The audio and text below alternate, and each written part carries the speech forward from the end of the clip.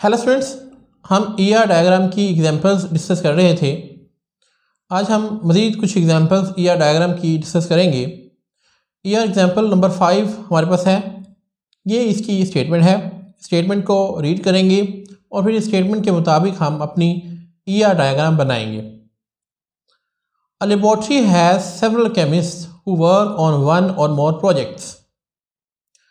कि हमारे पास एक लेबोरेटरी है, उसके अंदर हमारे पास बहुत सारे केमिस्ट मौजूद हैं जो डिफरेंट प्रोजेक्ट्स के ऊपर काम कर रहे हैं। अब इस लाइन के अंदर हमें दो एंट्रीज बता दी गई हैं। पहली केमिस्ट की, तो हम अपनी एंटिटी को यहाँ पर लिख लेंगे। हमें पता है कि हम एंटिटी को रेक्टेंगल के अंदर लिखते हैं।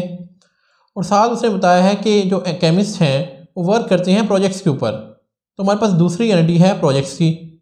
और साथ ही उसने इन दोनों के दरमियान रिलेशनशिप भी बताया है कि केमिस्ट जो हैं वो वर्क करते हैं प्रोजेक्ट्स के ऊपर। केमिस्ट वर्क ऑन प्रोजेक्ट्स, या इसे आप इस तरह से भी लिख सकते हैं, केमिस्ट असाइन प्रोजेक्ट्स, कि जो प्रोजेक्ट्स हैं वो केमिस्ट को असाइन किए गए हैं। ये इन दो एंटिटीज़ के दरमियान रिलेशनशिप है। आगे देखिए, chemist also may use certain kinds of equipment on each project. जो केमिस्ट हैं वो हर प्रोजेक्ट के साथ हो सकता है कि कुछ इक्विपमेंट्स का इस्तेमाल भी करें। तो यहाँ पर हमारे पास एक थर्ड एंटिटी आ गई है, वो है इक्विपमेंट। तो हम अपनी थर्ड एंटिटी को यहाँ मेंशन कर देंगे और इसको भी इस रिलेशनशिप के साथ अटैच कर देंगे।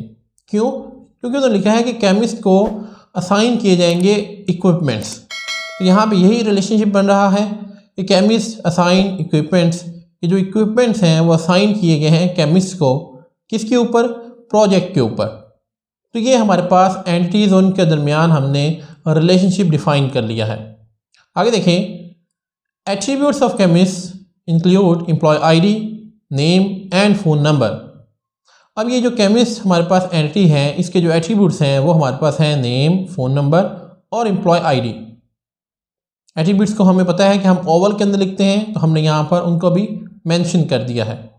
नेक्स्ट वो कहता है attributes of project include project ID and start date. के प्रोजेक्ट्स के हमारे पास दो एट्रीब्यूट्स हैं, एक प्रोजेक्ट आईडी और सेकंड हमारे पास है स्टार्ट डेट। नेक्स्ट नंबर से वो कहता है कि attributes of equipment include serial number and cost. Equipment entity के हमारे पास एट्रीब्यूट्स हैं सीरियल नंबर और कॉस्ट। ये दो एट्रीब्यूट्स इक्विपमेंट एंटिटी के हैं। नेक्स्ट वो कहता है the organization wish to record assign date when an equipment item was assigned to a particular chemist working on a specific project. कि जब हम कोई इक्विपमेंट केमिस्ट को असाइन करेंगे तो उस असाइन करते वक्त जो हमारे पास डेट होगी उसको भी हम डेटाबेस के अंदर स्टोर करें। तो यहाँ पर हम एक और एट्रीब्यूट बना देंगे असाइन डेट, जो इस रिलेशन के साथ रिलेट करेगा। तो यहाँ तक हमने अपनी एंटिटीज़, उनके दरमियान रिलेशनशिप और एंटिटीज़ के एट्रीब्यूट्स को डिफाइन कर लिया है। अब हमने अपनी कार्डिनैलिटी चेक करनी है कि हमारी मिनिमम और मैक्सिमम कार्डिनैलिटी क्या होगी। तो नेक्स्ट वो कह रहा है a chemist must be assigned to at least one project and one equipment item. कि कोई भी अगर आपके पास एक इक्विपमेंट है या एक प्रोजेक्ट है, उसको कम से कम एक केमिस्ट ज़रूर असाइन होगा। यानी कि हमारे पास जो मिनिमम कार्डिनैलिटी है केमिस्ट की वो 1 होगी। अगर मिनिमम कार्डिनैलिटी हमारे पास 1 है तो मैक्सिमम हमारे पास सिर्फ एक ही ऑप्शन बनता है और वो है मैनी। तो हमने यहाँ पर मैनी कार्डिनैलिटी मेंशन कर दी है, क्योंकि अगर मिनिमम आपके पास 1 है तो फिर मैक्सिमम 0 तो नहीं हो सकती। मैक्सिमम आपके पास क्या होगी? मैनी होगी। तो हमने यहाँ पर मैनी लगा दिया है, क्योंकि उसने यहाँ पर लिखा है एटलीस्ट 1, यानी कि कम से कम आपके पास 1 होगी। नेक्स्ट वो कहता है कि an equipment item need not be sign and a given project need not be sign either a chemist और एन इक्विपमेंट आइटम। अब इस स्टेटमेंट के अंदर वो कह रहा है कि हो सकता है कि इस केमिस्ट को कोई भी प्रोजेक्ट या कोई भी इक्विपमेंट असाइन ना किया गया हो। इसके लिए हमारे पास यहाँ पर मिनिमम जो कार्डिनैलिटी है प्रोजेक्ट और इक्विपमेंट की वो होगी 0 और 0। कि हो सकता है उसे प्रोजेक्ट भी असाइन ना किया गया हो और हो सकता है उसको इक्विपमेंट भी असाइन ना किया गया हो। तो जब हमारे पास हमारी मिनिमम कार्डिनैलिटी 0 होगी तो मैक्सिमम कह रहा है कि ऐसा भी हो सकता है कि एक केमिस्ट को एक या एक से ज़्यादा जो प्रोजेक्ट्स हैं वो असाइन किए गए हों। तो जब एक से ज़्यादा होगा तो हमारे पास आ जाएगा मैनी। इसी तरह से केमिस्ट को हो सकता है कि एक असाइन किया गया हो या एक से ज़्यादा भी हो सकते हैं। तो यहाँ पर इक्विपमेंट के ऊपर भी हमारे पास कार्डिनलिटी आएगी मैनी। तो इस तरह से बेसिकली हम अपनी इन एंटिटीज के दरमियान जो कार्डिनलिटी है रिलेशनशिप्स की वो डिफाइन करेंगे और हमारी ये ER डायग्राम तैयार हो जाएगी। नेक्स्ट एग्जांपल नंबर 6 देखते हैं एंटिटी रिलेशनशिप डायग्राम की।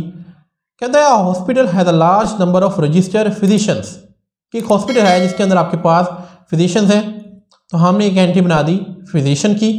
नेक्स्ट वो कहता है attributes of physician include physician ID and speciality, तो हम यहाँ पर इसके एट्रीब्यूट्स मेंशन कर देंगे फिजिशियन ID और speciality. Next patients are admitted to the hospital by physician. अब यहाँ पर हमें दूसरी एंटिटी मिल गई है और वो है पेशेंट्स। ये जो पेशेंट्स हैं वो फिजिशियन की मदद से एडमिट किए जाते हैं, तो हमने अपनी यहाँ पर एंटिटी पेशेंट लिख दी है। अब हमने इन दोनों एंटिटीज़ के दरमियान रिलेशनशिप बनाना है। रिलेशनशिप भी उसने स्टेटमेंट के अंदर बताया है कि patients are admitted to the hospital by physician, कि फिजिशियन की मदद से जो पेशेंट्स हैं उनको एडमिट किया जाता है। तो इन दोनों एंटिटीज़ के दरमियान जो रिलेशनशिप बना है वो है एडमिट का। Next attributes of patient include patient ID and patient name, कि इस पेशेंट एंटिटी के जो एट्रीब्यूट्स हैं वो एक पेशेंट ID है और एक पेशेंट नेम है, तो हमने इसके एट्रीब्यूट्स भी यहाँ पर मेंशन कर दिए हैं। आगे देखें, any admitted must have exactly one admitting physician, कि कोई भी पेशेंट जो एडमिट किया गया है हॉस्पिटल के अंदर उसको सिर्फ एक ही फिजिशियन जो है वो एडमिट करेगा। अब यहाँ पर एक वर्ड इस्तेमाल किया है एग्जैक्टली वन। एग्जैक्टली वन का मतलब है कि फिजिशियन की जो मिनिमम और मैक्सिमम कार्डिनलिटी है वो 1 होगी, कि एक ही आपके पास फिजिशियन होगा जो आपके इस पेशेंट को एडमिट करेगा। आगे वो कहता है फिजिशियन में admit any number of patients, कि जो फिजिशियन है वो बहुत सारे पेशेंट्स को एडमिट कर सकता है, यानी इसकी कोई लिमिट नहीं है कि वो 1 को करेगा 2 को करेगा, यानी कि हम यहाँ पर लिखेंगे मैनी, कि कोई भी नंबर ऑफ पेशेंट्स हो सकते हैं फिजिशियन के पास जिनको वो एडमिट करवा सकता है। और ऐसा भी हो सकता है कि ये जो फिजिशियन है ये कोई भी पेशेंट को एडमिट ना करवाए, क्योंकि हमारे पास उसने मैक्सिमम जो कार्डिनलिटी वो बता दी है कि एनी नंबर। अब एनी नंबर के अंदर आपके पास 0 भी आ सकता है और मैनी भी आ सकता है। मैनी आपने लगा दिया बहुत सारे लोगों के लिए और 0 लगा दिया कि अगर वो किसी भी पेशेंट को एडमिट नहीं करवाता। Once admitted a given patient must be treated by at least one physician, कि जब हम किसी पेशेंट को एडमिट कर देंगे तो उस पेशेंट को कोई ना कोई जो फिजिशियन है वो ट्रीट करेगा। इसलिए हमने इन दो एंटिटीज के दरमियान एक और रिलेशनशिप बना दिया है ट्रीट का, कि जो फिजिशियन है वो ट्रीट करेगा पेशेंट को। अब हमने चेक करना है कि यहाँ पर इसकी कार्डिनलिटी क्या बनती है। तो वहाँ पे वो कह रहा है कि once admitted a given patient must be treated at least one physician, कम से कम आपके पास क्या होगा, एक फिजिशियन उसको लाजमी ट्रीट करेगा। अब एटलीस्ट का मतलब है 1, ये आपके पास मिनिमम कार्डिनलिटी है। तो अगर 1 मिनिमम है तो मैक्सिमम आपके पास क्या होगी, मैक्सिमम आपके पास होगी मैनी। आगे देखें, a particular physician may treat any number of patients और may not treat any patient. यहाँ से आपको तो चल जाएगा कि पेशेंट की यहाँ पर कार्डिनलिटी क्या होगी। इसने बता दिया है क्वेश्चन के अंदर ही कि physician may treat any number of patient. Any number के लिए हम लगाएंगे मैनी और may not treat any patient, और मे नॉट के लिए हम लगा देंगे यहाँ पर 0। तो ये बेसिकली रिलेशनशिप बनेगा इन दो एंट्रीज के दरमियान।